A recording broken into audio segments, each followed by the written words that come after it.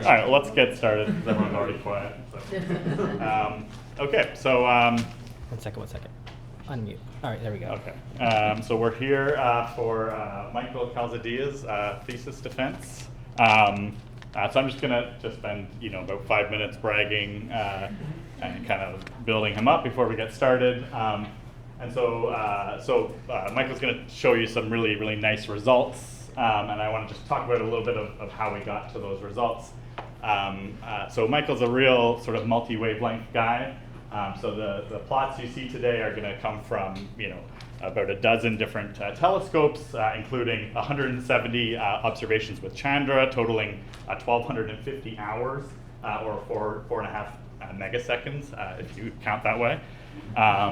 There's 53 orbits of Hubble data in here in an obscure ramp filter mode that almost nobody uses except Michael and I. 134 hours with the radio telescope, the Australian Telescope Compact Array, 2 gigahertz data in here that Michael handled for this project. And then about 100 hours or 11 nights of Magellan time from back when we used to go to Magellan and sit there all night. And so we've had a lot of really good times there. And Michael, reduced all those data for this thesis. He's developed pipelines for each of these telescopes individually, so he has a really nice Chandra pipeline that all these data came through, a radio pipeline, an optical spectroscopy pipeline, and we were hoping to lean on a colleague to develop the multi-object spectrograph pipeline, but he was too slow, so Michael stepped up and developed a fourth pipeline to reduce the multi-slit spectroscopy so that he didn't have to stay for too much longer. And do that. So all this is to say, he's done some really good work. This was a pretty heavy lift doing this project, and he managed it really well.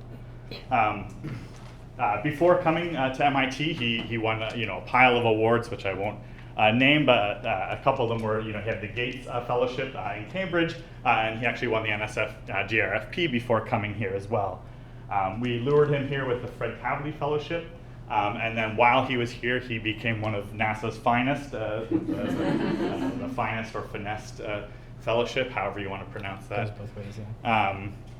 And then just last year, he won the Sergio Vasquez Prize, which is a prize we give to a Ph.D. candidate in the physics department who has done great things, but also done great things in the face of a lot of barriers. And Michael had a lot of barriers to get here today that he's just smashed down along the way.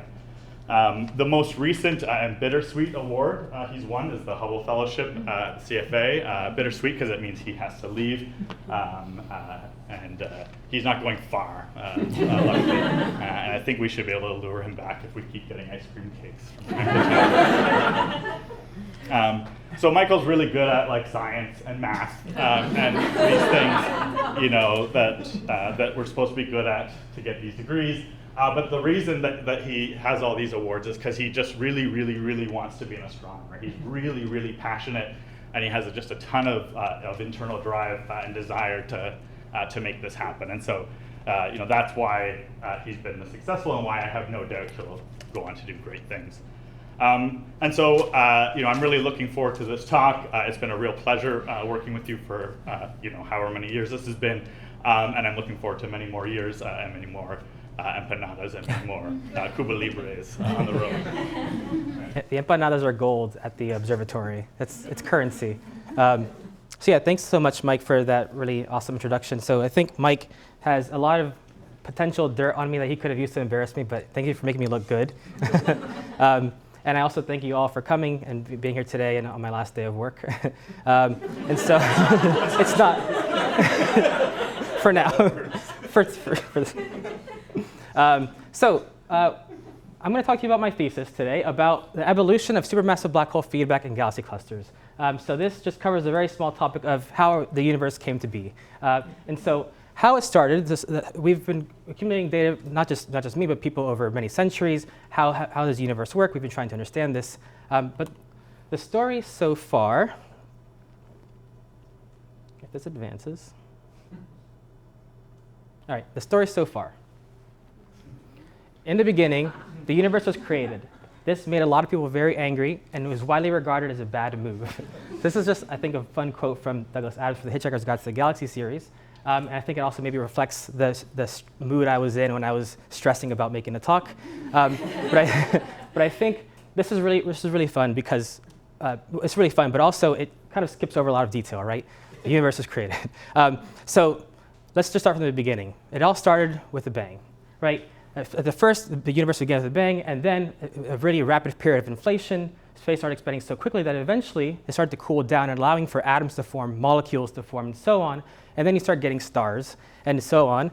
And then those stars coalesce, and they come into galaxies. They come together in galaxies. Galaxies can also coalesce, and they come together into galaxy clusters. So they form this really intricate cosmic web of structure. So we look out, plot all the galaxies that we can see in our universe. They form this really nice filamentary structure. And every node, every dot you see here is a galaxy, and these nodes you're seeing the center that are coming together. These are galaxy clusters of galaxies, as the name implies. So I really like simulation. This is a simulation, by the way, and I really like simulations like this because they show that not only the vast technological advances we've made to be able to make really complicated simulations like this, but they also represent a culmination of decades, centuries, millennia of understanding about our universe that humans have been trying to come up with over time. So astronomers come with a lot of physics included in these kinds of simulations. So they are trying to recreate what we see today. And so that's what I really like about astronomy. So as Mike was saying, being an astronomer, what really compels me is being able to ask and also to answer these really big questions about our universe. So like, how did we get here? One fun example of this is like the eclipse that happened a couple weeks ago. So a couple of us, we did a road trip. I hope people got the chance to see this, but it was a really incredible event. And I get it, like after seeing it, right? So centuries ago, people would see eclipses like this, these cosmic phenomena, be like filled with terror, like what is going on in the sky? But when you get understanding of it, you're less afraid of it. So we've always been looking up to the skies and trying to kind of figure out our place in the universe. How did we get here, to explain things around this? We know that the moon is covering the sun here, and that's what an eclipse is. It's not like a big snake swallowing the sun. But now we are asking some deeper questions. So if we go out into the universe, for example, what else is out there? If you look at this tiny patch of the sky, for example, so this tiny patch of the sky compared to like the size of the moon that's covering the sun here, and you park a telescope, one of our best telescopes that we have, the Hubble Space Telescope, you park a telescope and just watch that spot where it looks like there's nothing for about 10 days. Things start showing up as these exposures kind of accumulate. So what you see when you zoom in on this, what Hubble saw, this is called the Hubble Deep Field. This is 10 days of observation. And what it shows, every single dot that you see here, except for like this thing and that thing up there that has these spikes, those are stars. Every other dot you see here is a galaxy. And this is incredible. You see a huge variety of galaxies. If you zoom in, you see things like spiral arms, these spiral galaxies. You see things that are more kind of ball-shaped. You see blue things, red things, yellow things. There's a huge variety of galaxies. So how did we get here, right? Another interesting thing about this is you're not just seeing different shapes, sizes, colors, and all that about galaxies. You're also seeing different times, right? You're seeing different aged galaxies. So this picture is more than just a picture, right? It's a cross-section of the entire universe, basically. So when we look at, because light takes some time to get to us, the light that's been coming from things that are very far away, those are older things, right? So if we have, when you look at pictures like this, a mix of young things and a mix of very old things. So this is, the state of things as we know it. So this is how we think the universe evolved. My thesis is concerned with this later part of stuff, which is how did galaxies develop? How did they become what we see today? So you don't have to worry about the stuff from before now. You can just get that out of your mind. So they come in lots of shapes and sizes. But broadly, we can say that these the garden variety galaxies, you're either like red and dead elliptical galaxy. There's not a lot of star formation going on. There's not a lot of gas in these galaxies, and so you don't have a lot of star formation going on. Spiral galaxies like our very own, this is the Andromeda galaxy, it's our nearest neighbor, has a lot of gas and a lot of material to work with to form stars. So how did we make these? How do we arrive at either a blue star forming galaxy or a red and dead galaxy, right? And the answer lies within the galaxies themselves. There's something that's really hard to see, but if you take this video here, and I think I'm going to speed it up because it goes through quite a bit. This is the center of our Milky Way. If you had a really clear sky sometime, if you're lucky enough to see the Milky Way, this is really beautiful. But if you can zoom in with really good telescopes, you see lots and lots of stars. There's lots of dust. All this brown stuff you're seeing is dust. There's lots of stars as you're zooming in. You can keep going towards the center of our Milky Way, and you see lots of really yellow, blue stars, all different kinds of stars as well. But the important thing here is that as you keep zooming in, you can now look at these stars and kind of track their motion over time, right? So if you start tracking their motion over time, you see some of them look like they're whipping around, right? They're making these orbits and going these kind of circular elliptical orbits. They're circling around something, and that something, we think, is a supermassive black hole. So this is a little illustration, but I think so supermassive black holes, as I'll show you in the rest of this talk, have a really big influence on how you get these yellow or blue galaxies. I'll show you how they do that, but so with that teaser there, I was just launched into this, the outline of my talk. So I've just given you kind of the motivation, but I'll be telling you now in the first part of this talk, this background that you need to understand how exactly do black holes shape their galaxies. And then I'll be going on to what are the limits of how these black holes can shape their galaxies. How much damage can they do, basically? And then once we understand things really well in our neighborhood, how these black holes do this, then we can actually move forward and understand how has this whole process evolved over time. So first, I just want to say, galaxies are not closed boxes, right? So you saw the video that I was showing you before, all these bits of gas and stars forming galaxies, and the galaxies are merging together. Stuff is coming in all the time. These galaxies are kind of stripping gas off each other, and stuff is being exchanged all the time. So a galaxy is not some impermeable membrane. It actually there's inflows all the time, and there's outflows from various processes, and that's what we're going to be studying. But this whole thing we call the baryon cycle. So the baryon is just like matter. How is matter cycled in and out of galaxies? And so we're going to call the atmosphere of a galaxy the circumgalactic medium, or the CGM, and I'll be telling you about the various processes that actually cause these inflows and outflows. So to be able to see this entire baryon cycle, how galaxies do this evolution, we need to look at beyond what human eye can see. So how do we see the universe? When you're looking around right now, you're using the optical part of the spectrum, but you can see light. It's light. Light comes in very many, really big range of frequency and wavelengths. So what you can see with your perceive is just this narrow range here, but you can see there's so much more. These are orders of magnitude, like factors of 10. There's so much more above and below those wavelengths that we can physically perceive. So we have to be really clever, and we've made lots of telescopes over the past century or so to be able to exploit these different wavelengths to learn even more about the universe and how these galaxies evolve. So I, for my thesis, have used all these different, there's a lot more telescopes that cover this range, but these are telescopes that I've personally used in my thesis. So these are just to introduce them, because you're going to be hearing about them a lot later. The first one here is Chandra on the left, which gives us access to the X-ray part of the spectrum. Then we have Hubble, Hubble is here, which is in space, and then the Magellan Ground-Based Observatory. It's this really nice picture here you see on the wall that Mike and I have been to several times and collected data for this thesis. The South Pole Telescope, which allows us to find galaxy clusters at microwave wavelengths. And this is the ATCA array, which allows us to see things in radio wavelengths. So what I look at with all these telescopes is galaxy clusters. So galaxy clusters, you'll hear any galaxy clusters talk start with the same sentence. They're the largest objects in the universe. They're the largest gravitationally collapsed objects in the universe. As such, they have, by what it sounds like, lots of galaxies clustered together. So galaxy clusters have hundreds of galaxies often. They're dominated by one really big, brightest cluster galaxy at the center. So we saw how galaxies are merging all the time, and eventually you can get really big galaxies like this kind of pooling together galaxies, right? So that's what we call a BCG. And there's a lot of mass contained in galaxy clusters, 10 to the 14 to 10 to 15 times the mass of our sun, for example. There's a lot of mass, so that's what that symbol means. You're going to see it a few times throughout this talk. It's the solar masses. Just putting in units of how much how big our sun is. But most of the mass is not inside these galaxies themselves, the stars that make up the galaxies. Most of the mass of galaxy clusters is actually in the space between all the galaxies, which is what we call the intra-cluster medium, or the ICM. This is a really hot plasma that makes up most of the luminous matter, and it glows in X-rays. It's really hot, 10 to the 7 Kelvin, so it glows in X-rays. You get things like radiative cooling. And the important thing I want to note here is that the intensity of these X-rays, how many X-rays are given off that you see here, that you observe with telescopes like Chandra, is proportional to density and inversely proportional to temperature. So when you're looking at this image right here, as you go towards the center, towards that BCG at the center, you're getting brighter and brighter in your X-rays. And what that's telling you is, in turn, you're getting a colder and denser core. right? So that cold, dense core, the cold, dense material becomes so cold that it starts cooling out of the X-ray phase, it becomes multi-phase. Then you can see it in UV, then you can see it in optical wavelengths, and so on. So it keeps cooling until it hits the galaxy at the bottom of that gravitational well. So because BCGs are at the bottom of this really deep gravitational potential, you should expect really high star formation rates in BCGs. They should be the bluest, the brightest, most star-forming galaxies in the universe.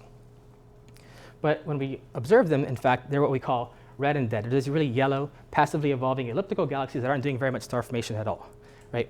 So to put that in a little bit more concrete terms, if you were to take all of that gas that you see in X-rays and cool it down into the center, you can measure that, what we call a cooling rate. So that's going to be here on the x-axis in terms of solar masses per year. And then you measure how much is actually cooling in the form of star formation in a central galaxy. That's going to be the y-axis here. The ratio of these two quantities, the star formation rate to the cooling rate, if you measure that for a bunch of different galaxy clusters, they form a distribution that peaks at around 1%. So 1% of that cooling is making it into forming stars. If any of that sounded confusing, I have a much better explanation for this. I just first want to say that since I've moved here to Boston for all my Florida friends, I've been enjoying the snow. And I've really been enjoying skiing. So this picture here on the left is my very first time skiing here in Massachusetts, and I'm on the ground. And I was on the ground for most of that trip. So I haven't gotten too much better, I want to say, but I still rather enjoy it. But if you were to take this Michael that's here skiing and put him at the top of a hill and put 100 Michaels at the top of a hill, let's say. There's 100 Michaels at the top of the hill, and they're all going to start coming down at the same time, right? So they start skiing, they start coming down. Something happens, and then only one makes it out. So what happened to those 99 Michaels, right? So that's how we explain this plot again, except I relabeled the axes now. The axes now are Michaels at the top of the hill on the x-axis, and on the y-axis, Michaels at the bottom of the hill. And only 1% of those Michaels ever make it to the bottom. So what's going on, right? It turns out, we think it's a supermassive black hole. It could be a bear or something, I don't know. But in this case, we're going to talk about supermassive black holes. So as I was saying before, the centers of galaxies, we have supermassive black holes. There's one at the center of our very own Milky Way. It's called Sagittarius A star. And this is we can see this in X-rays. And just to remind you again, this is the data showing that, which won a Nobel Prize, by the way, discovering their black hole at the center of our galaxy. You can see stars whipping around some central object that you can't quite observe directly. And so these black holes, let me just go back for a second and say that we see these stars are all kind of orbiting in these like stable orbits, right? But things fall into these black holes too. And often, when you have, for example, some gas coming in and on a particular orbit that hits the black hole, it forms this accretion disk, and that accretion disk gets so hot it puts out a lot of energy, a lot of light. So despite the fact that black holes being these really dense, compact objects that don't let even light escape, this makes the accretion disk around the black holes some of the brightest things in the universe. So this is what we call an active galactic nucleus, or an AGN. And from now on in this talk, I'll be referring to the whole region, a black hole, its accretion disk, and its energy output as an AGN. So just so you don't get confused, AGN equals black hole, basically. And these black holes are often messy eaters. So they spit out their food a lot of the time, and so in the form of these relativistic jets. So they coil up the magnetic fields of the really hot plasma they're accreting, and these jets get collimated and launched outside away from the black hole. And these jets have a really big impact on the galaxies that they're hosted in. So I'll be telling you about that a bit more. But for now, I just want to say this is an artist's depiction, and it's really cool. But even cooler, I think, is an actual picture of a black hole, which we got a couple of years ago. This is from the Event Horizon Telescope collaboration. So this is at the center of the Virgo cluster. This is a galaxy M87.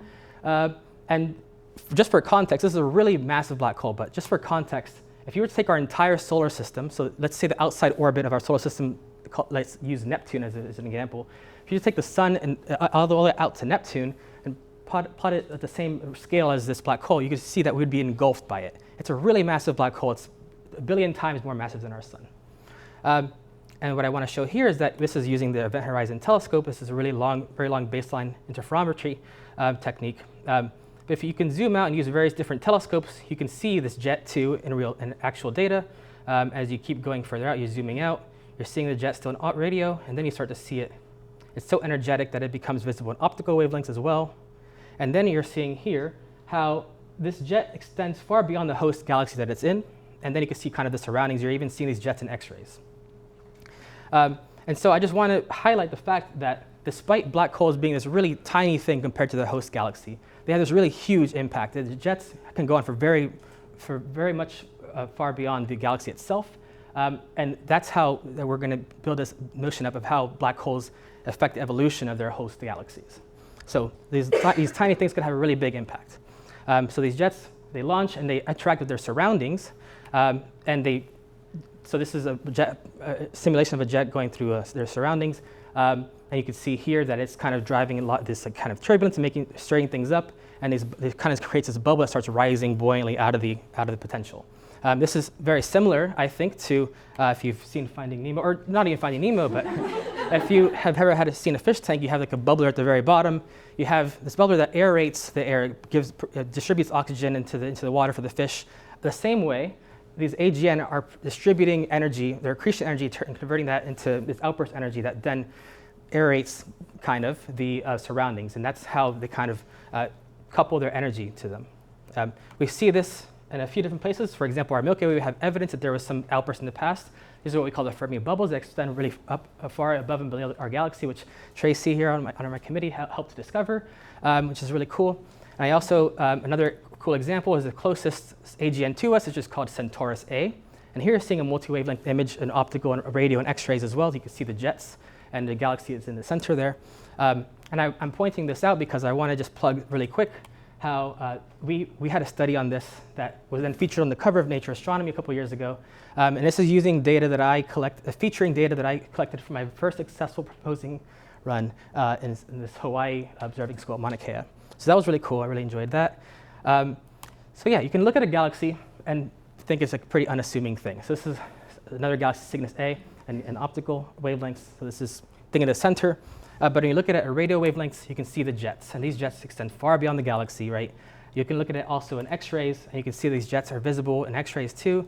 But most notably, I want to point out that there's these big holes in the emission. It's like these shadows that look kind of, and that is perfectly anti-correlated with the jets that we see in the radio. So these jets are actually pushing material out of the way and carving it out, excavating holes, cavities in this X-ray emission. So the bubbles in radio are the same thing as cavities in X-ray. And these are really useful things to study because if you can, but first I want to say, just for scale, these bubbles are really massive. So we can take 6 Milky Way-sized galaxies and fit them inside one of these bubbles, for example.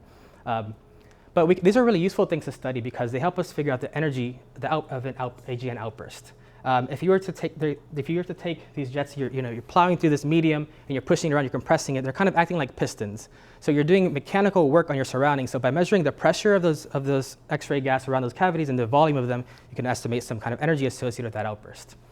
If you measure that, you can compare it to how much energy is associated with the cooling that's falling onto the black hole. So the output versus the input. You see these are very strongly correlated. So here on the y-axis, I'm showing you cavity power, so cavity associated with the AGN outburst. X-axis, I'm showing you cooling luminosity, so power associated with the cooling that's falling onto the black hole and feeding it, right? You can see it's kind of like this really tightly regulated feedback loop. If you dump a little bit of material onto the black hole, you output a little bit of energy.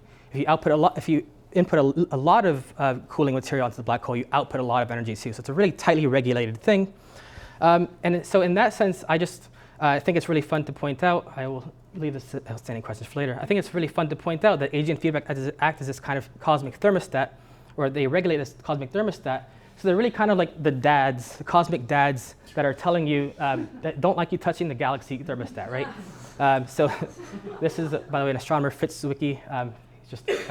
He's a spicy guy, character he was. So you would like your temperature in your room to be 100%, to be a certain temperature. You would like the cooling to be 100% efficient, but to save money, you're cranking it down to 1% because the black hole doesn't want you doing more than that. So that's a bit of, I think, a good analogy. So, and just to tie this all together, how this whole process works, now that we've seen, we can look at different wavelengths and really use those to our advantage to see this entire baryon cycle happening in galaxy clusters. If you take the ICM of a galaxy cluster, you can just model it as like a big ball of plasma, a big ball of hot gas, and you have a black hole at the center, and these are not to scale, but this is just for illustrative purposes. If you take all that gas and you contract it, you cool and you contract at the same time. If you cross some kind of thermodynamic threshold, which I'll tell you about later, eventually you start cooling out of the X-ray phase and depositing onto your central galaxy, which fuels star formation as well as feeding onto your central black hole. Eventually, this black hole could outburst, shoot out these jets of plasma that couple energy to their surroundings, and this energy being coupled to their surroundings heats it up, and then the black hole basically starves itself, and then the cycle is allowed to happen again. So this is the AGN feedback cycle.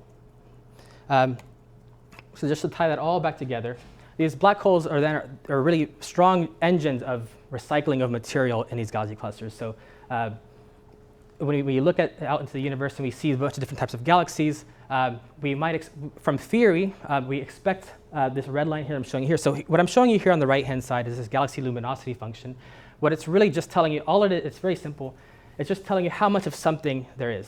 So and you have small dim galaxies on the left-hand side of the plot and big bright galaxies on the right side. And what this is telling you is that you have a lot of really small dim galaxies and a little bit of big bright galaxies. But what we actually observe is much fewer small dim galaxies than expected and much fewer big bright galaxies than expected. I've just been talking about this right-hand side of the plot for the biggest, brightest galaxies that we know of, which is the BCGs. And what's driving this discrepancy, this suppression of large galaxies, is AGN feedback. So with that out of the way, this is all kind of stuff that we knew up to this point, right? So I'm going to be talking now about what my contribution has been to this whole idea of AGN feedback and how that shapes galaxy evolution. So I'll be talking right now about the limitations of this feedback cycle. What can it do and what can't it do, right? We want to be able to understand that really well before we start probing the uncharted waters of high redshift of the early universe. So I've shown you this plot already. This is AGN power versus cooling power. And we said that they're very strongly correlated. So this is telling us there's a very tight feedback loop. It's a really strong cosmic thermostat. If you just turn that around a little bit, flip it around a little bit again, you see that most things, that was completely unnecessary, I know. But I just want to just illustrate this point that most things fall right here in the middle. In the middle, you have a balance between heating and cooling. Things that are above these diagonal lines are heating dominated, and things below these diagonal lines are cooling dominated. But most things lie somewhere in the middle. I'm going to tell you very briefly about things that are heating dominated. So to do that, I want to tell you about one of the early papers in 2019, where we studied this object called SPT 0528 for short. This, just to mention again, was discovered by the South Pole Telescope in Antarctica. I'll tell you more about that later, but the point of this is the South Pole Telescope, or SPT, allows us to find galaxy clusters that are very far away and very early in the universe. But keeping that in mind, we found this really distant galaxy cluster that was discovered with SPT. And the notable thing about this is when we cross-checked it with some radio catalogs, it was one of the most radio loud clusters in this SPT sample crossed with that SUMS catalog. And what this means is that, so radio loudness is just how intense the radio emission you're seeing from it is. And so we know that when we look at pictures like this, what I was telling you already, that these radio jets, in radio you can see these jets that really kind of could distribute energy and material and so on. So because it's a really radio loud cluster, we might expect there to be really powerful jets. So that's what we searched. That's what we went to search for. So here we're seeing now the same system that was showing you optical wavelengths before, but now we're seeing at X-ray wavelengths. We see that there's these two big depressions here. It's a bit of a noisy image, but this kind of corroborated by the fact that in radio wavelengths, which you see on the right, we're seeing different frequencies radio data that's showing you kind of a direction of a jet. So this is kind of leading some credence to this cavity scenario. If you were to take these cavities, assume they're real, and measure some power associated with them, these numbers don't mean anything to you, but it's really powerful. It's on the order of the most powerful things we've ever seen, right? The most powerful AGN outbursts we've ever seen. And here I just want to say that it's kind of unnecessarily powerful. The energy per particle in this system is 600 eV, which is much higher than anything else. But more importantly, I want to say that this is unnecessarily powerful feedback. So if you were to take the cavity power, so this is again AGN power, compared to the cooling power that I've been showing you a few times already, the ratio of those is about 1, right, for most systems. So you can see if you plot things here on the right, the ratio of those two versus redshift now, we see that most things kind of scatter. There's a lot of scatter, but scattering about 10 to the 0, which is 1. This system that I've been telling you about now, SPTO 528, is this bright star, this blue star here up in the top right of the corner. So this is almost 100 times, the ratio is almost 100 times, which means it's acting like a really faulty thermostat. So if you were to take the temperature in your room and cool it down by 1 degree, the response of the thermostat in this case would be to crank this heat up by 100 degrees, right? So that's just not ideal. So the AGN SPTO 528 is like a faulty thermostat, but this thermostat can break in other ways too. So we're also going to cover the case of cooling dominated feedback. So that's the next part of my talk. We're still covering the extremes of feedback, but we're going to talk about what governs the effectiveness of feedback. How effectively can it suppress cooling? So I was showing you this before. This is the Michael's in versus Michael's out plot. So here, what we're showing is that most things, on average, lie on this 1% efficiency line. That's this comfy set temperature for galaxies in galaxy clusters, BCGs in galaxy clusters. You might notice that there are a few things that lie quite a bit above this line, though. So here, the systems that I've circled here, these data points that I've circled here, are about 10, 20 times more efficient, cooling 10 to 20 times more efficiently than all the rest of the systems on average.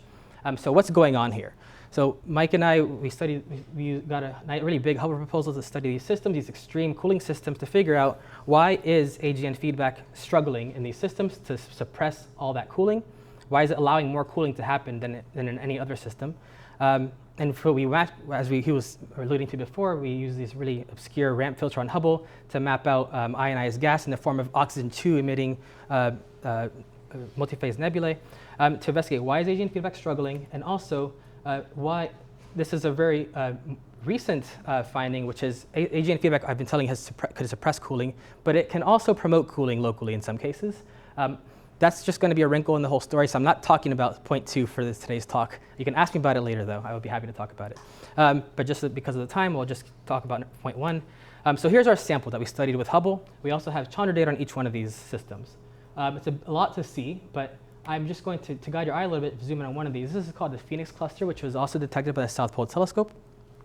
But on the left 2 panels, we're seeing data from Hubble. So here's this kind of broadband, really large filter collecting data across many wavelengths, image of this galaxy. And then in the middle, this is using a very narrow band filter to kind of isolate just oxygen-2 emitting gas, basically. So we did some fancy modeling to be able to get these maps out. So what you can do here is just basically draw a big circle around it and measure how much light, how much flux is coming in from this nebula here. And so we kind of remake the same plot that I've been showing you. Again, Michael's in versus Michael's out plot. And so here, we plot our new systems as well as literature data and kind of homogenize for a bunch of different factors to kind of control for various things that are pretty heterogeneous in the literature. So we try to do a little bit more carefully and with just very certain star formation indicators. But you can see, again, if you just take an average slope through these points, a constant slope of 1 through these points, you have, again, this 1% suppression, 1.3% suppression I've measured here. But you can see pretty clearly that most of these points don't really lie on this. It looks to be like it isn't quite a good fit. So if you were to take all of these points and then instead just batch them into different cooling rates, so things that have from 10 to 100 solar masses per year in cooling, then 100 to 1,000 are going to be shown in green, and then above 1,000 solar masses per year in cooling, that is cooling, is going to be shown in red. You can see that they kind of increase as you go towards higher cooling rates. So these histograms are just showing you the average, the distribution of the ratio between star formation and cooling rate. And you can see that as you go towards higher cooling rates, so from bottom to the top, the histograms are moving to the right, which is telling you, if you're increasing the amount of material you're piling onto your black hole, you're cooling more of it is going into forming stars, and less of it is being suppressed. You could do a much simpler, even simpler thing and just fit a line through all of it. We find a steeper than unity relation between star formation rate and cooling rate.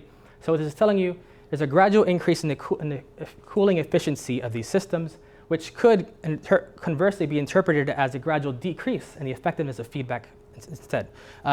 So one way to understand this, if we consider the relative growth rates of these black holes that are sitting inside of these big reservoirs of hot plasma, the ICM, they should grow proportionally using some simple scaling relations.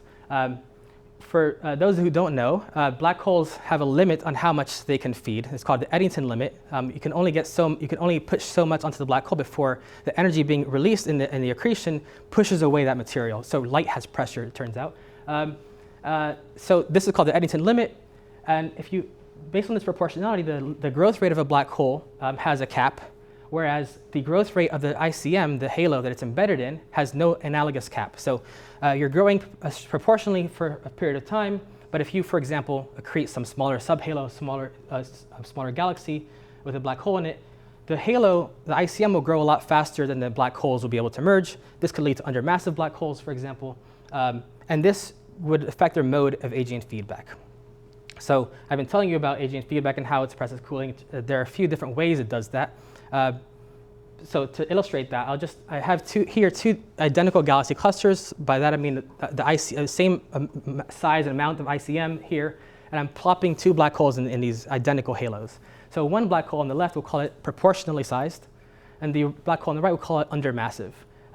So what I was telling you before, if you dump some amount of material onto the left black hole, it's going to reach some small fraction of that cap, that Eddington cap that you can't go past. And if you plop that same amount of material onto the undermassive black hole, you're going to have the same accretion rate, but it's going to be a much higher fraction of the cap, right? So because of this, you're going to have different modes of AGN feedback. On the left, you have what we call radio mode feedback, where these jets that I've been telling you about get launched and they heat up their surroundings. And on the right, it's more radiation-dominated feedback. And we think that the radio mode feedback, the scenario on the left, is more effective at suppressing cooling than quasar mode feedback that you see on the right. So both prevent cooling in their own ways. So quasar mode feedback can prevent local cooling, but they can't quite prevent all that cooling from getting dumped onto the galaxy, the host galaxy itself. So a lot of it gets pooled together into the galaxy and forming a lot of stars. Whereas on the left, radio mode feedback kind of stops the cooling at larger scales. So you can suppress a lot more of that cooling from actually reaching your galaxy in the first place. So the takeaway here is that radiatively efficient quasar mode systems, like the one on the right, allow for more efficient cooling of hot to warm gas, so from X-rays down to optical wavelengths, basically. So it's no coincidence, I think, that when we look at this plot again, the most efficiently cooling systems that you're seeing here on this plot, which I've circled in red, they're also our only quasar systems in our sample. So this is probably telling us that quasar, if it's in quasar mode, it's not able to suppress as much cooling as if you were in radio mode. Yeah, so I mean, going back to this analogy of the thermostat again, in this case, it's failing because if you imagine being in the middle of winter and you open up all your windows and your doors and you let all this cold air in, your thermostat and you leave your heater on, is only going to be able to do so much. It's going to try to keep up with it. Even in the presence of feedback, there's evidence of it trying to keep up with all this cooling, but it can't match how much is being dumped onto it. So that's what's going on here. So we think AGN feedback is struggling in these systems that are really strongly cooling because there's maybe different modes of AGN feedback occurring. In the second part of this talk, I also of this paper. It's a really big paper, but I address how feedback can actually promote cooling. And it turns out there are various different indicators that can predict where multi-phase gas should occur. So this is a bit of a summary for that section of my talk. So we got a lot of new Hubble data to map out warm ionized gas in the most strongly cooling systems. And we think that, and we see that hot gas is converted to warm gas much more efficiently in systems where there's really strong cooling rates. So there's implying a gradual saturation of AGN feedback that might be linked to the mode of AGN feedback. And this part I didn't really talk about, but I just want to have this bit of a segue here, which is that these systems could represent a very low redshift or nearby universe window into high redshift or early universe phenomenon. And so that's kind of going to lead us into this next part of our talk, which is the evolution of feedback. Now that I think we've understood feedback, the nuances of feedback in a bit more detail in the nearby universe, now we can then move on to trying to figure out what's going on in the high redshift universe, is uncharted territory. So how has the cooling feedback cycle evolved? Well, first of all, it's really natural to ask, why do you expect it to evolve at all, right? So I've showed you videos like this before where things kind of start coalescing and galaxies start merging and being bound to each other. So in the early universe, this was happening a lot more often than in the present day universe. The universe had its foot on the gas pedal early on, and it's kind of let off since then. But as you go towards higher redshifts in the early universe, you have higher rates of galaxies being in mergers. You have a higher availability of gas. The cosmic star formation rate on average was higher as you go towards high redshifts, so it peaks at around a redshift of 2. And I think this is handy too. So if I'm talking about redshift, I'm also talking about time and look back time and distance. So this is kind of, it peaks at around 10 billion years ago, which is kind of the range of redshift that I'm studying in my thesis. So as you're going towards this upper range, you might expect higher star formation. You'll expect higher star formation rates, more gas. We also know that the quasar fraction increases as you go towards higher redshift. So the mode of AGN accretion that I was telling you about, quasar mode versus radio mode. Quasar mode means you're accreting a lot more rapidly. So the growth of black holes did most of their growth at early times compared to the present day. Some notable examples of extreme cooling at high redshift is this galaxy cluster that I didn't study, but it's called Sparks 1049. Very high redshift, and there's a lot of star formation happening in this system. But the interesting thing here is this: if you look at it in X-rays, you see that where this cooling is happening out of the hot plasma is kind of localized in this really bright blue spot here. And that, you might notice, is kind of happening in a random place. Like there's a galaxy nearby over here, but it's not quite here, right? They're not centered on each other. So what this might be telling us is that there's cooling happening in the absence of feedback, because the black hole that would provide the feedback is not centered. The galaxy isn't centered on the cooling. You might expect eventually that through like dynamical friction, that these galaxies then fall to the bottom of that gravitational potential and ignite cooling eventually. But that's all to say that we think AGN feedback should have a time when it starts, right? There should be a start time at some point. So hasn't been happening since the beginning, perhaps. So another notable example is this galaxy cluster I studied called SPT 2215 that we also found at the South Pole Telescope.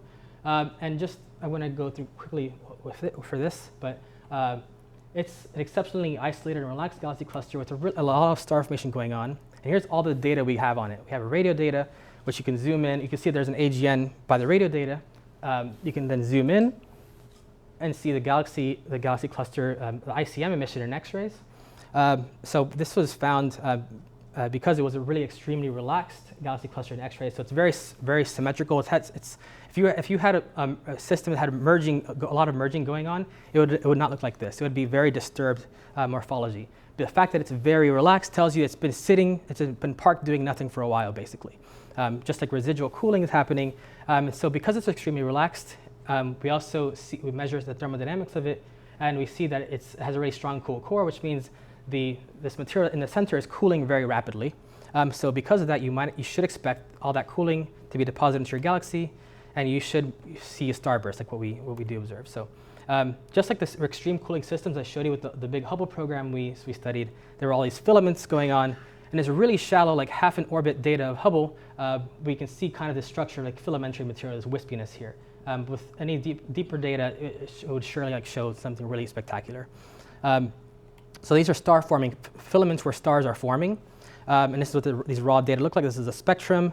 This is just light being split up into various different wavelengths. It's kind of like a barcode for what a galaxy or star or whatever is made out of.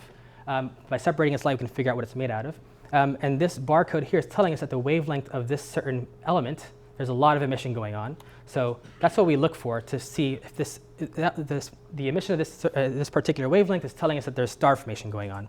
So by modeling this spectrum that we see, along with some various measurements from different telescopes, we can then look for the presence of this emission line, we call it, of oxygen 2. And this can be converted into a star formation rate, which we estimated like at 300 solar masses per year, which is really, really high. And if you compare that to how much you see cooling, again, how much material is poured onto it versus how much you actually see star forming, it's really highly efficient on the level of the really extreme clusters that we saw before, which is kind of weird because there's evidence of AGN feedback. There's a radio source, but in this system, cooling is a lot bigger than heating. It's usually around 1, and here it's about 1/10, right? So maybe this is a recently activated AGN, like we were saying before, like in this system here, where initially you don't have your cooling funneled onto your galaxy, so there's no feedback. Eventually, maybe it coalesces then feedback can start. Maybe that's what happened in this cluster, but we don't really think that because it's way too relaxed. It looks like it's been sitting for a long time, and instead it looks like this Phoenix cluster, which is the most star-forming, most relaxed thing we know of, but at double the redshift. This is like a redshift that corresponds to like 9 billion years ago. So it had to have been sitting for a long, long time. It had to form really rapidly and sitting there for a long time doing nothing, basically. So these have kind of interesting implications for the evolution of how things worked in the past. And they're insightful clusters, insightful systems, but they're not representative. So we've talked about these extremes of cooling and heating already, but most systems we've said they have a balance between the two. So we need to look at large statistical samples for evolution because we can't really quite measure the evolution of a single system. They don't evolve on the human timescales for us to be able to do that. We have to look at large samples and say on average at this redshift, what these systems look like, average and so on along the redshift bins. So as I was saying before, we have this cross-section when we look at out into space, and we have old and young stuff mixed in any observation that we have. But when we look towards higher redshift, so early on, we're also we might be biased in some cases because we can really see just the brightest things in these cases. So if you have really dim stuff here, you have a mix of really dim and bright stuff here in the nearby universe. As you go towards higher redshift, the dim stuff you can't quite see anymore. This is called a Malmquist bias, right? So this is it's very beneficial in some ways, but also it limits us in some ways. In particular, when you want to study evolution of systems, right? We want to be able to account for these kinds of biases. So we use a South Pole telescope to be able to find systems using a different method. So this is using the Sunyaev-Zeldovich or the SZ effect. So this takes the very first light of our universe, the cosmic microwave background, or the CMB. If we take that CMB and the light that comes from the CMB, as it streams towards us, towards our telescopes, then the CMB photons that are really low energy microwave photons encounter the hot ICM, the plasma of a galaxy cluster, they get scattered towards higher energies. So when you look at a map of the sky and using the SZ effect at certain frequencies, you'll see holes wherever those CMB photons encountered a galaxy cluster. So this allows us it's a redshift independent detection of galaxy clusters. To be able to actually find the redshift, how far away they are, you have to follow them up with various other telescopes. But this in turn enables studies of evolution. So here I want to show you the power of these SZ surveys. So this flux-limited surveys that I was showing you before the SZ effect are samples like these blue and red squares here. You can see that they they go up, but they don't reach too high of a redshift. So redshift here is going on the x-axis, but the SZ effect, the SZ-based samples that we use with SPT are going out to really large redshifts, about 1.5 or and beyond, about 10 billion years ago, much further range that we can get with these flux-limited surveys.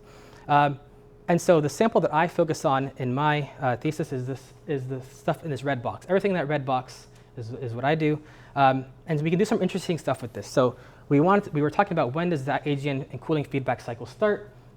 So by measuring thermodynamic structure of the ICM, it tells us about the susceptibility of multiphase cooling. So this is going to be a trigger. What triggers cooling to happen? You can measure these properties as a function of radius. And when you measure systems that have, you can measure certain thermodynamic properties like entropy, which is just a combination of density and temperature here, but it tells you about the susceptibility of cooling. If you measure that entropy profile, entropy is a function of radius for many different systems. In the systems where you have a galaxy at the center of that cooling that has filaments of star-forming filaments, the entropy profiles reach a very low value go down here, the red curves.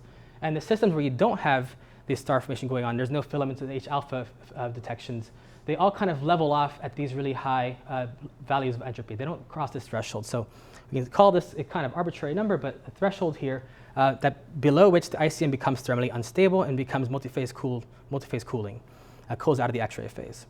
So this thermodynamic threshold, this entropy threshold, is shown here in two different ways. So again, this H alpha, this is detection of line-emitting gas, which tells you about star formation.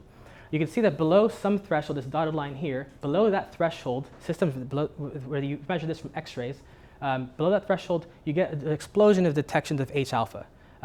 Similarly, below that threshold, if you measure that same threshold in X-rays, and you see which systems have radio detection, so we're looking for AGN basically, there's an explosion of detections below this threshold and mostly upper limits above that.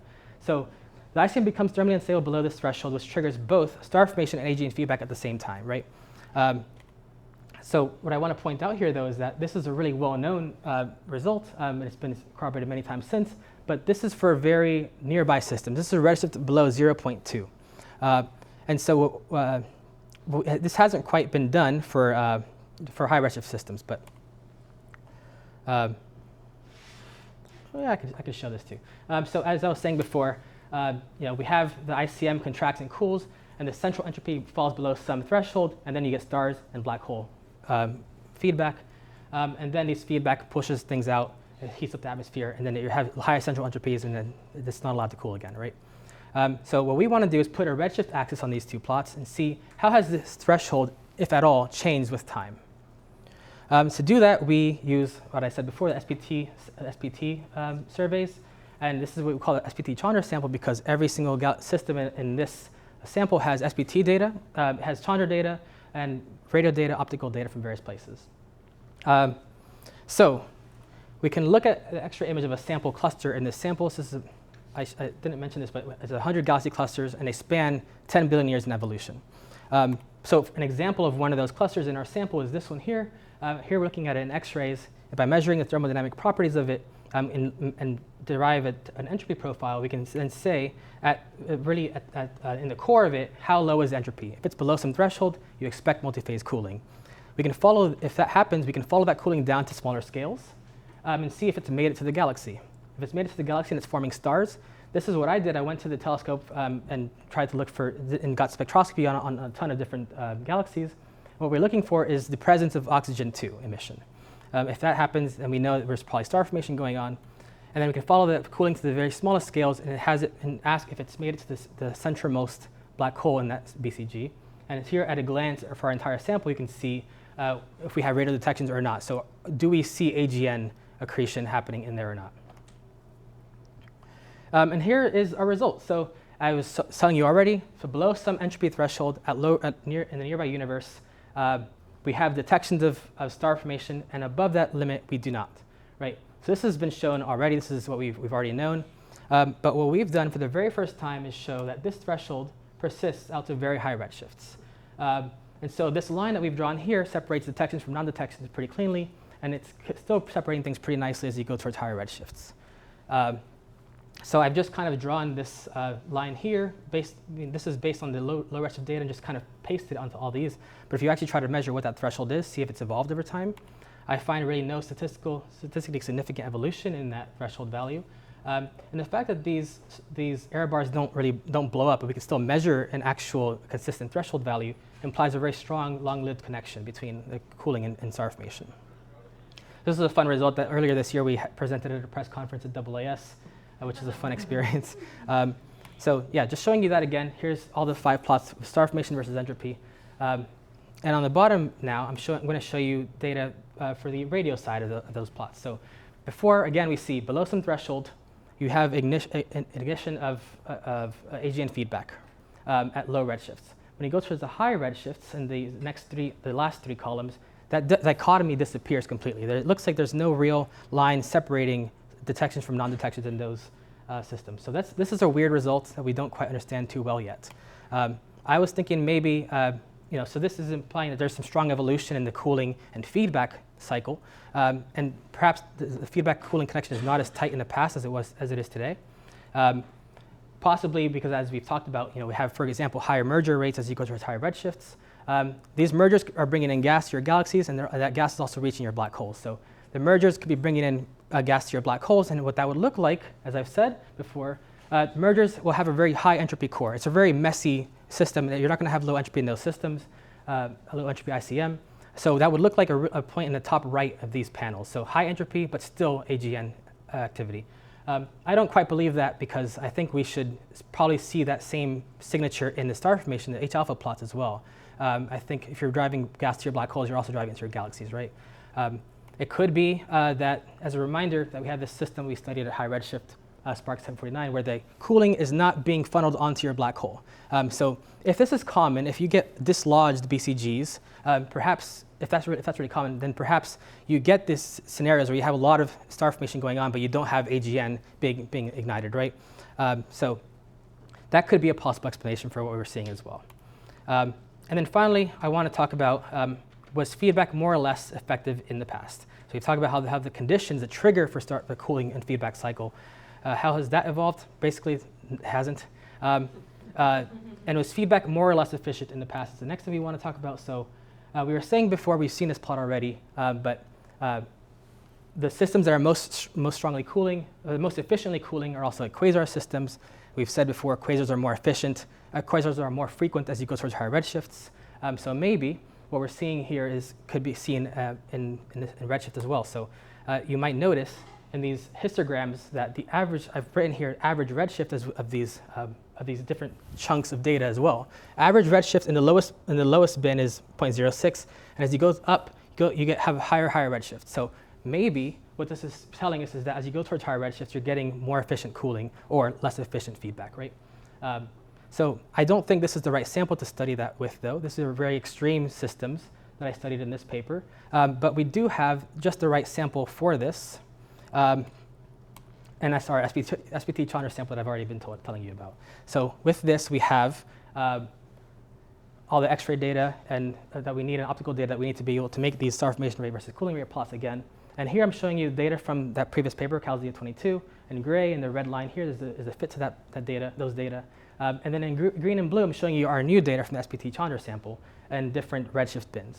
And what this is telling you is that this is pretty consistent with not really any change in the slope of these. These are all still pretty consistent with the same kind of steeper than unity slope we see at low redshifts. If you were to measure the average star formation rate, so just basically call, which diagonal lines of these, like which slope one line fits the data best. This is telling you here, if you include upper limits in the green curve I'm showing you here, there's really no evolution in this average cooling efficiency. Right up. Well, my summary slide was moved to the very end, so let me just scroll to that actually.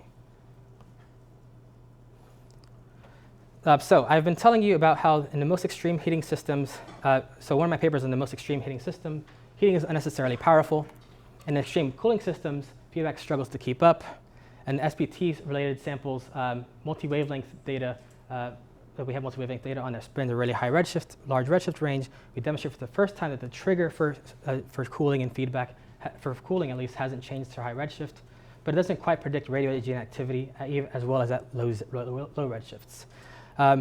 So that's, I think what we're starting to do is probe the beginnings of the establishment of the AGN feedback cycle with upcoming surveys like SPT3G, for example. We'll be able to probe to lower mass systems and also higher redshifts.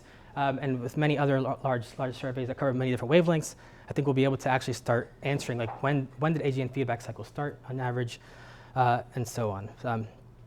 So with that, that's kind of the end of my science, but now it's the most important part of the talk, which is the acknowledgements. So I first want to thank my lovely committee. They've been great, and they haven't fussed at all about my last minute scheduling of things. And I thank you for reading my thesis. I know it's a lot. But in particular, I want to thank Mike. I think Mike has just been, I tell everybody every single time we have an open house of prospective students coming to visit that Mike is an angel. You should definitely work with him. You've all heard me say this before. You know it's true. So Mike has just been incredible.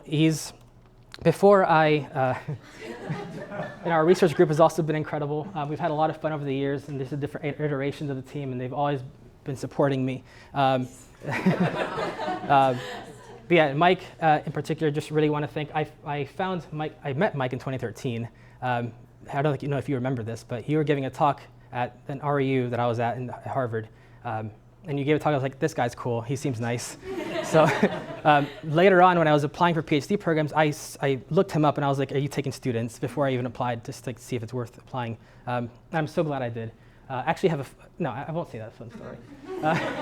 I'll tell you later. But yeah, I'm so glad I did. I think my biggest advice I tell prospective students now is, you want to do cool science, obviously, but choose where you want to go based on your advisor, like based on the fit with your advisor.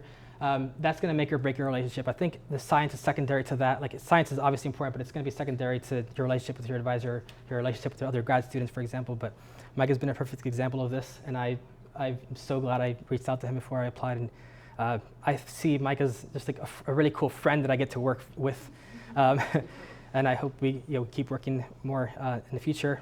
I want to thank my family who has come here. So my mom and Jonathan and my brother have come from a long way, and they've been pulling up with all my stress over the past few days, but also incredibly supportive over the years. It's really hard to do a PhD away from all your family. I feel like as like a first generation student, like I feel like being the first person that ever left the house and like went to college. I'm all the way out here. All my family's still out there. It's really hard being apart from them, and it's really nice to see them here. And I want to thank you for all the support over the years, my whole life. My mom was always pushing school and like you gotta go to school. So she's why I'm here. And this next part is hard. So this is my dad. He's not in any of the previous pictures because so he passed away my very first month of my PhD, and I haven't told many people about that. Very few people know about that. But I feel like, so my dad is arguably what led me to go into astronomy. He inspired my passion for astronomy. He bought me my first telescope. He always liked to talk about space. And I would have loved to have him here today, but I've been trying this whole time to do everything I can and to honor his memory. And if that wasn't enough, my grandma, less than a year ago, also passed away. She was really excited to be here, so I'm really excited she can't be. But she loved talking to me about work as well, like what I was up to, and she was so curious, and she was always curious, and like even in like the past year, I taught her how to make bread. She loved making bread. With the COVID skill we all picked up. A lot of these hardships I want to mention also. Especially when this happened, I was just joined, and Mike especially, but I also want to call out specifically Mike, Scott, Kathy, Jackie Hewitt, John Belcher. They were all tremendous forms of support for me, and they were really understanding and helped me out a lot to process all that and handle grad school, my first semester of grad school. It's been a lot easier with having somebody incredible like my partner Caitlin by my side. We've been together over 9 years, and she's the kindest, sweetest person I know. We've had a lot of fun together. There's a lot I can say. I also want to thank her family, Caitlin's family, for having me as one of their own, and always giving me giving me lots of fun and food and all that stuff. And so the Deutsches.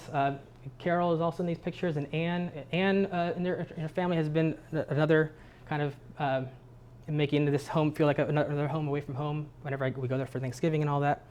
And finally, I want to say that I think what's the biggest difference that's been made in grad school for me is all my friends that I've made. So it's after that very first hard year, I feel like having all of you there has helped me through all of that and tremendously.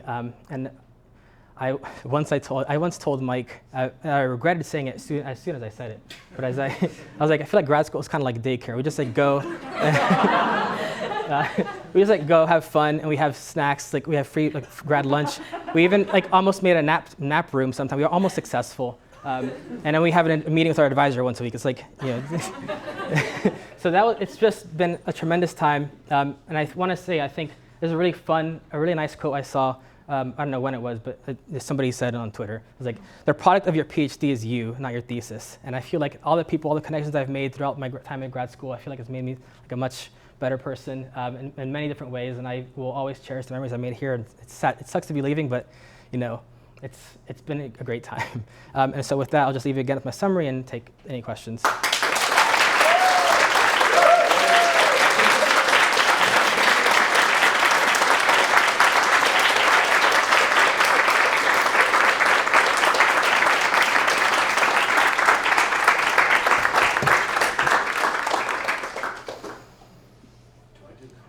Questions? All right, any questions?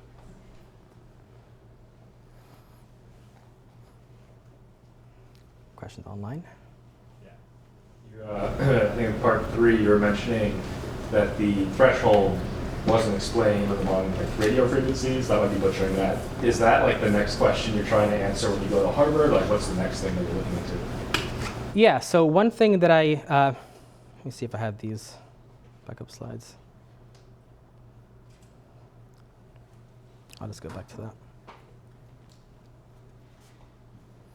So yeah, the fact that we can't see this dichotomy anymore. I think there's a lot of reasons for this. The question is more like, what is that what you're working on next, or like what is it that you're working on or looking to answer? A variety of things. There's an SBT survey that I've worked on has it's discovered a lot of galaxy clusters, but there's a next generation of surveys, the SPT3G, that are going to have thousands and thousands of galaxy clusters up to even higher redshift, lower masses. And I want to use, for example, machine learning to be able to distinguish those. And let me see if I could find this. Since I have my computer here, I can show you.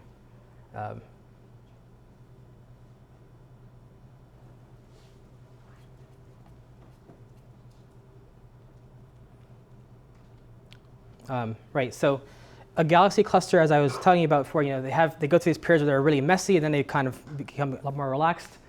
It's really easy to tell if they're relaxed or disturbed from X-rays.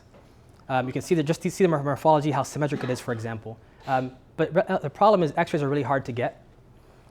It's really expensive to get X-ray observations. There's only very few telescope facilities that can actually measure X-rays, right? So I did this kind of pilot study where I developed some different machine learning algorithms to be able to looking through simulation data, illustrative simulation data, to look at those and measure, and based on the magnitudes that we can measure for all of those systems, and the various labels that we have of like degrees of relaxedness, matching those to the targets, very crudely estimate whether a galaxy cluster is disturbed or relaxed based on just optical data, which is much, much cheaper to get than X-ray data. So that's going to be my first kind of year of my postdoc study. And then other parts are going to be the kind of stuff I said I didn't talk about for the Hubble paper. I'm going to be following that up too. So how do AGN, I told you this whole time how they suppress cooling for the most part, but locally they also enhance cooling. So through a lot of driving all this turbulence is kind of mixing material, and that leads to like, in situ a cooling of material, which I can talk about at further length. But yeah, those are two big things we'll be doing. So when I look at the way things evolve with redshift, there's interesting trends there, and it makes me wonder: is there any possibility that there's some kind of dependence? I don't know how you would call this out, but as you go to closer to the modern universe, I would imagine the infon gas might have more of a metal content. Is there any way of separating out the role that metallicity of the infon gas can play into the stuff that you're seeing? Yeah, I feel like more like. There's this kind of residual cooling flows, but then like probably some like line cooling, if that's happening when you have more metallicity in your materials. That could, yeah, you're right. I think how would you tease that out though, like as a function of redshift? Like, how has metallicity in these systems evolved? So is there evidence for metallicity evolution? No. So like I think Mike has written papers on this. I can help at this stage. Yeah, Mike's written papers on this, and basically lots of things we can measure in galaxy clusters, like the BCGs or the centers of galaxy clusters, hasn't really evolved as far as we can tell. But like, for example, cool core fraction has stayed the same. This metallicity, I think, has stayed the same for the most part.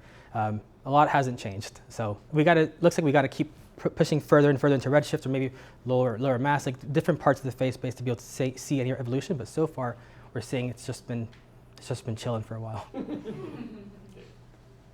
were talking about the threshold for star formation. You found that it didn't really evolve with redshift. Was that expected or a surprise, or did people not really know what to expect? So when I asked this to Mike, one of my first years of grad school, and he was like, we don't really have any a priori reason to expect it to be lower or higher at higher redshifts. But the fact that things are messier at higher redshifts, so you have a lot more gas around, like some, maybe what Scott asked about, line cooling, things like that. There's some different processes could be contributing to like the star formation beyond just the cooling flow. So you have like mergers bringing in gas, and then you also have these residual cooling flows. Those can both be happening at the same time too. So it could have been that maybe whatever threshold we measure would be lower because you have a lot more stuff coming in. I don't know, but we didn't have an a priori reason to expect either way. Wonderful talk, Michael. I was wondering if you could say a few words on how the future of Chandra might impact how we answer kind of some of these questions. Yeah.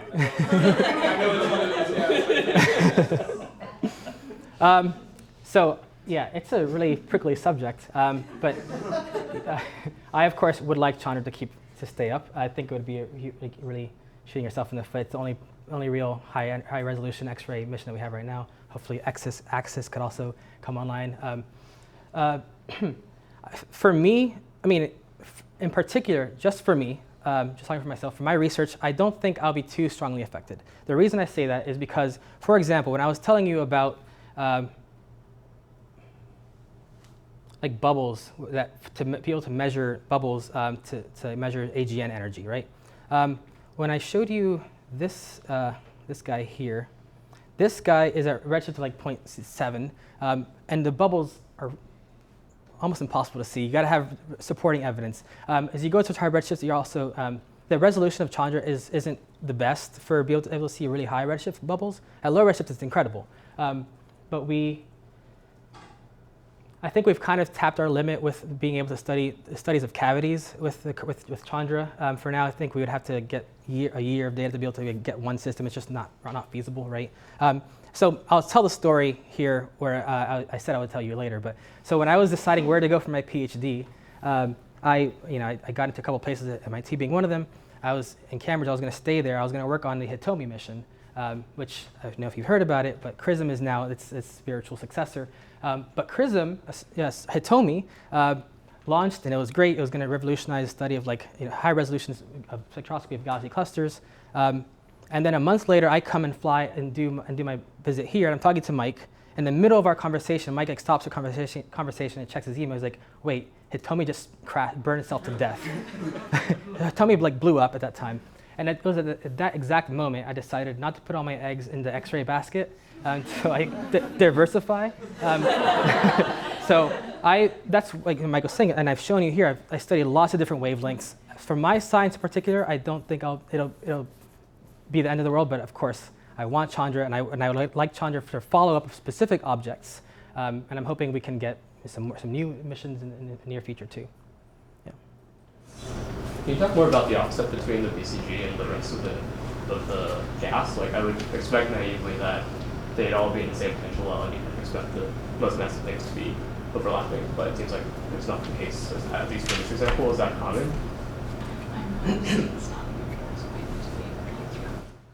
So I don't know how common it is. We have to be able to, so these are happening at this system, for example.